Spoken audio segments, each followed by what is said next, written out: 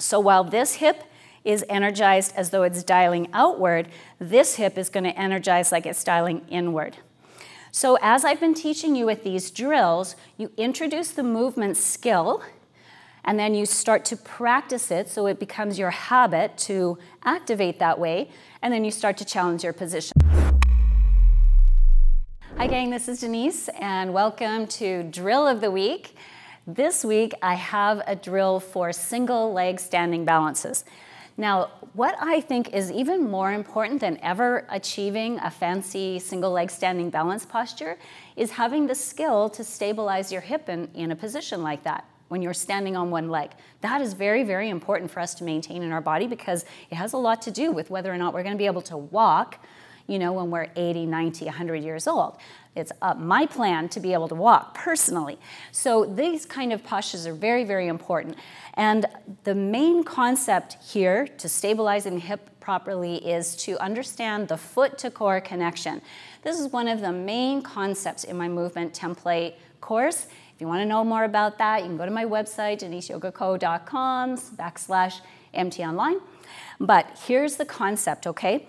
So we want to take one foot, because we're going to be standing on one foot. We're going to lift and spread the toes, root them down. Our toes should have the capacity to be able to grip and pull. Okay, we don't, use our toes like we could because they're always in shoes. But anyway, we want to make sure that we can actually get them to root down like so. If you have a look, you can see this lifts the arch of my foot. Again, of course, foot arches are very, very important to how the knee functions, how the hip functions. Okay, so that's where we start, establishing that active foot. Now, it's foot to core. So how does that happen? When we activate the foot down, engage through the arch and the whole foot, now we want to energize like we're dialing that foot out. It's almost as though we're pushing the foot out like this, but we're just going to grip down, and it's really the knee that's going to move in that direction toward dialing out. This is actually an activation coming from the hip. I can feel my hip is active right now. This also helps activate the inseam of my leg, which is where I'm going to connect to my core. All right, so from the arch of my foot through the inseam of my leg, I'm going to shift my body weight forward. I'm connecting to the pelvic floor, lower belly, what I feel like is the base of my core. I've taken my foot off the ground. So while this hip is energized as though it's dialing outward, this hip is going to energize like it's dialing inward. So as I've been teaching you with these drills, you introduce the movement skill, and then you start to practice it so it becomes your habit to activate that way, and then you start to challenge your position. So let's try that on the other foot. We'll build the skill. Lift and spread the toes, root down, energize like you're activating the arch of the foot. Start to shift your weight onto that foot. Energize like you're dialing outward, like you're going to try and do this. It's really the knee that will make a subtle adjustment. You'll feel some stability at the side of the knee.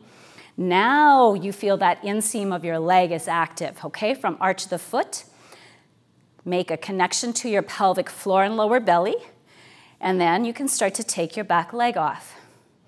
So that needs to be a palpable, meaning you can feel that connection from your foot to your core. And that just gets stronger and stronger as you practice it, okay? So now let's try the other foot again. And at first it takes, a couple of moments to establish that foot to core connection, but in time with practice you get much faster. So then we can start to challenge our position. So this hip is dialing out, this hip is dialing in. And then we can kind of go into Ekapada. We can bring the foot forward for something like Utthita Hasta. It's all the same activation. If we were going to take the leg out to the side, it's still foot to core. Okay? So you can challenge your hip in a few different positions. Let's try that on the other side. Okay, so foot is engaged. Leg is dialing out. Pull that up the inseam to pelvic floor and lower belly. Lift the leg. And now challenge your position. Start to keep this hip dialing down, this one dialing out. You can see what happens when you bring the leg through. Maybe push the foot out. Still foot to core, foot to core, foot to core. That's what I'm feeling. Take the leg out to the side. Take it into something like Ardha Chandrasana. This is still my foot to core. It's always the same. Okay, establish the foot that is active, turned on. Pull it up the inseams into the core.